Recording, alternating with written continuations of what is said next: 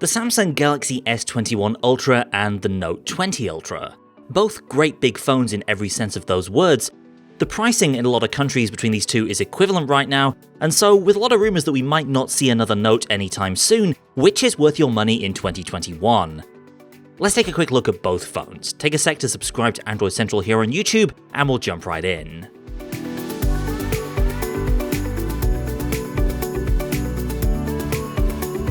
First up, the physical size. These are both absolute behemoths, with a 6.8-inch panel on the S21 and 6.9 on the Note.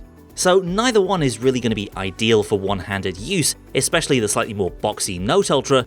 Both displays are excellent though, with smooth 120Hz refresh rates, and they include LTPO tech to dynamically slow down the display as far as 10Hz to save power when you don't need that full 120. The biggest upgrade with the S21 Ultra's panel is that you can now use the full 120Hz refresh rate and Quad HD Plus resolution at the same time. With the Note, you'll need to step down to Full HD Plus if you want that maximum smoothness, or alternatively switch down to 60Hz for maximum resolution. The in-screen fingerprint has got a major upgrade in the S21 Series 2. The Note uses the last generation ultrasonic sensor that's just not great compared to most of the competition. By comparison, the newer model has a larger sensor area and is just faster and more reliable across the board. Unsurprisingly, those hardware upgrades can be seen on the inside too, where basically this is a generational upgrade from Snapdragon 865 to 888 in the US, and in most other countries you go from an Exynos 990 chip to an Exynos 2100, which is an even bigger jump because of the old Exynos chip's power consumption issues. So if you're in Europe, for example, going from a 2020 Samsung flagship to a 2021 Samsung flagship is going to seem like a bigger upgrade. Battery capacity is another point of differentiation here. The Note 20 Ultra uses a 4500 mAh cell, whereas the S21 Ultra cranks it all the way up to a significantly larger 5000 mAh. That, combined with a more efficient processor in the S21, should mean significantly better battery life from the newer phone.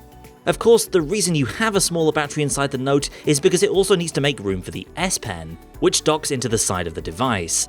The Note has the most advanced S Pen we've seen so far, with 4096 levels of pressure sensitivity, Bluetooth connectivity, and air gesture support. While the S21 Ultra does also support the S Pen, any S Pen in fact from a previous Galaxy Note or Galaxy Tab device, there are some compromises. The S21 has the same level of pressure sensitivity, but no Bluetooth support right now, and you'll need to wait for the S Pen Pro later in the year to get that functionality. Plus, there's just the general awkwardness of having to either carry around the pen separately or use one of these official cases that makes the phone even more bulky and unwieldy.